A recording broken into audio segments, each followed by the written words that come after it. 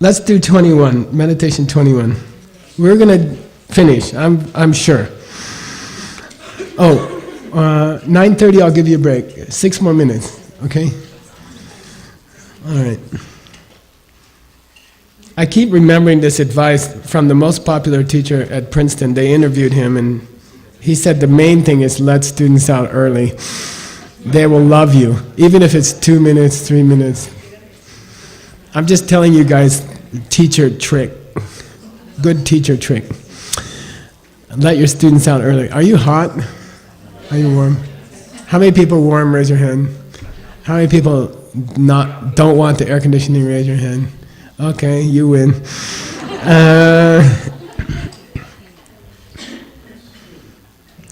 21. Recently, I was. It was the day I went to church. And I promised myself a good breakfast out, at a restaurant if I went to church, because you have to get up. You have to get up early.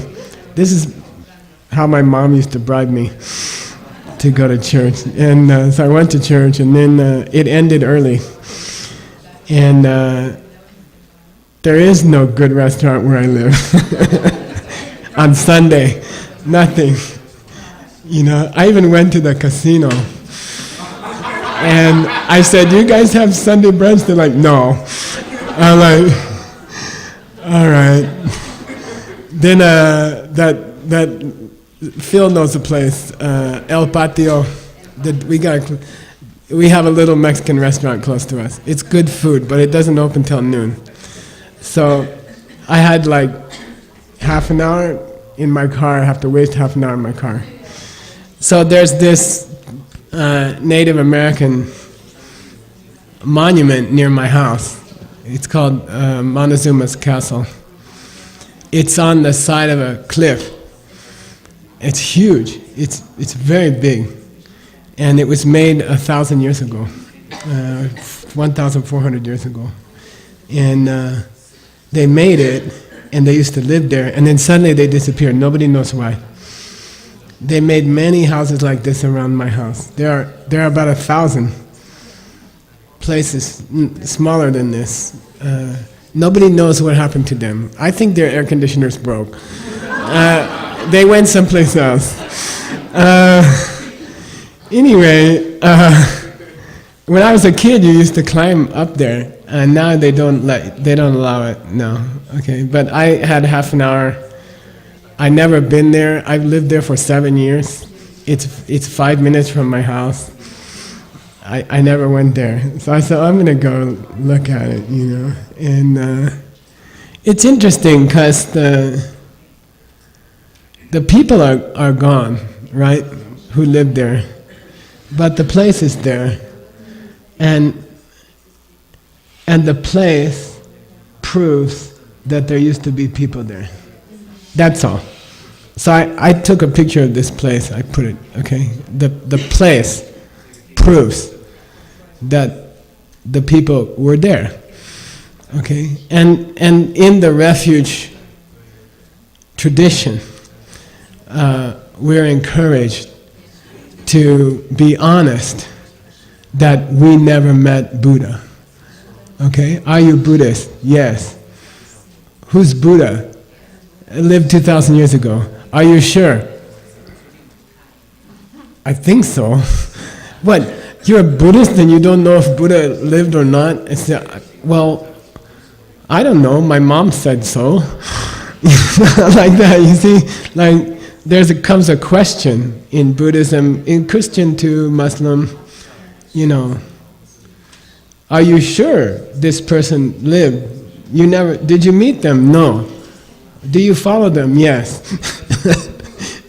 Okay. Then in Buddhism, we say, I have Jinkan Jing, I have Shin Jing, I have these beautiful teachings about seeds, 4 steps, 4 powers, 4x4, 5x4.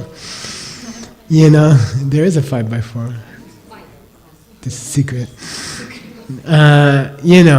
And I have those teachings, and to me, they prove a person who was not like anybody else in the world, you know, who wasn't a copper atomist. Okay, there was a person who came to this world and said, no, it doesn't work that way. It works a different way, you know. The whole world didn't believe it. They're copper atomists, okay? And then one person came and said, no, that's wrong. That's not how anything works. It's not just wrong, it's completely wrong, okay? Somebody told me the first link in the wheel of life is a lack of an understanding. No, no, no, no, no, no, no. It's a misunderstanding, okay?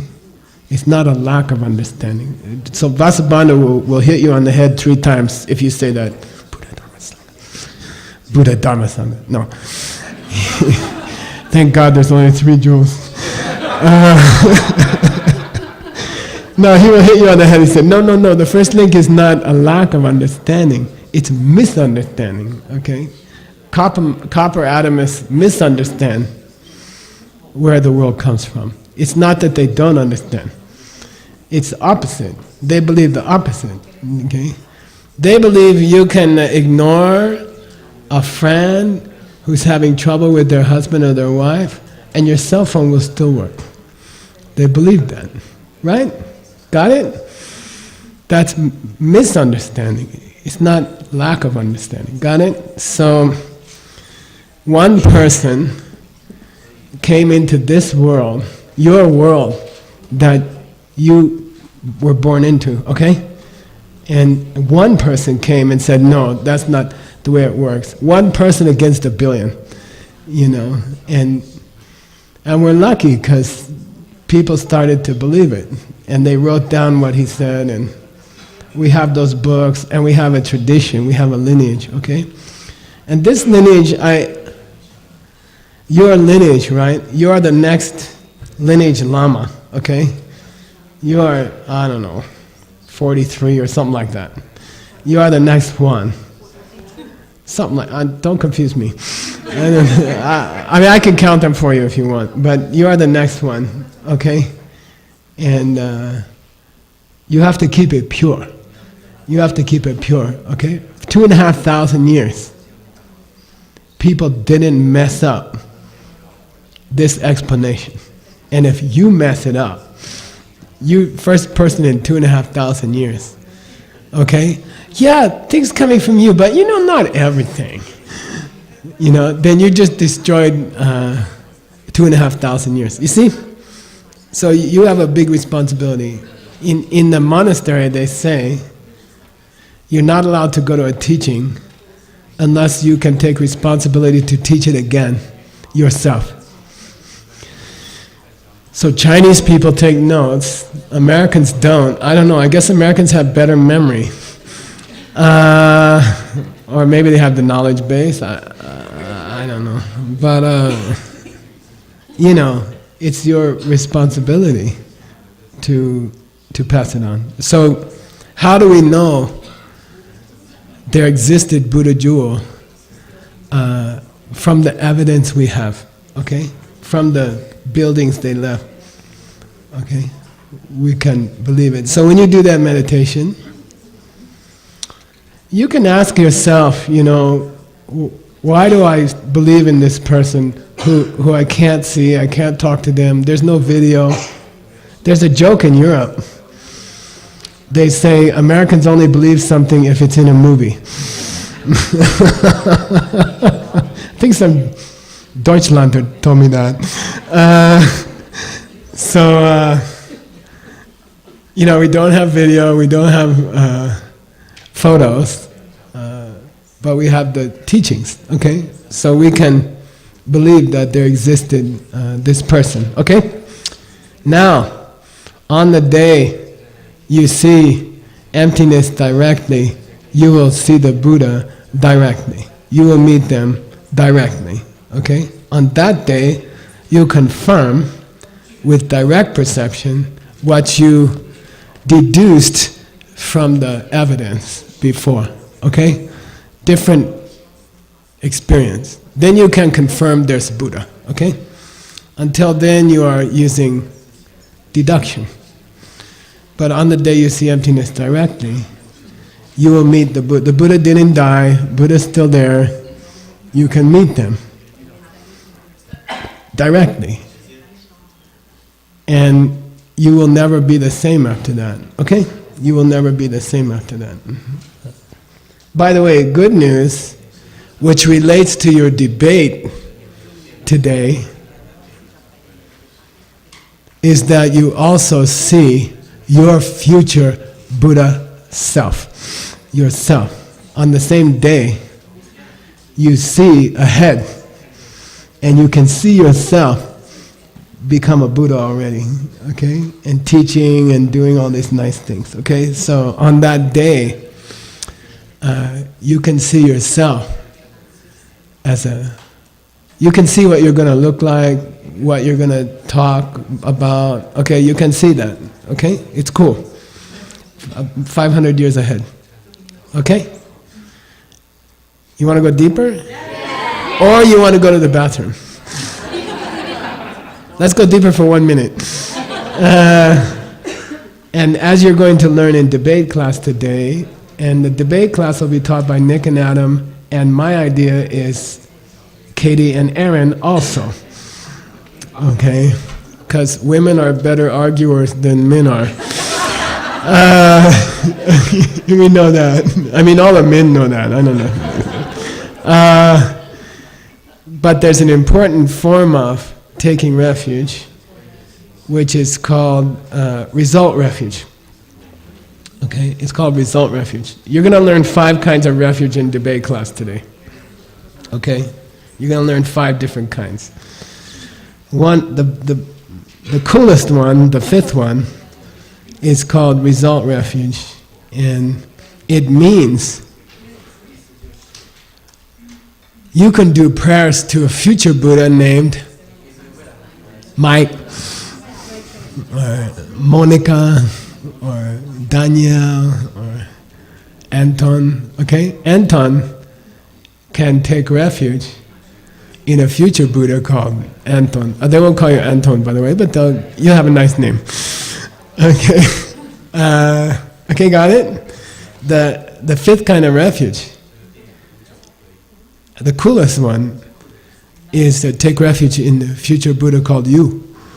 Okay, and I did that. I told you, sometimes I was having a hard day in my diamond business, like very busy, and the boss is yelling at me, you know, calling me stupid, and probably I did do something stupid, and you know, and I feel tired, I feel sad and nervous and too much pressure.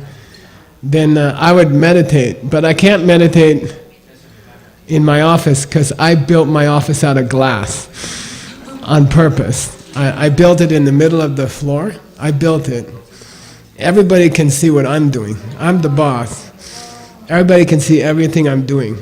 And it helped the whole company because they know I'm not just relaxing. They can see I'm doing something.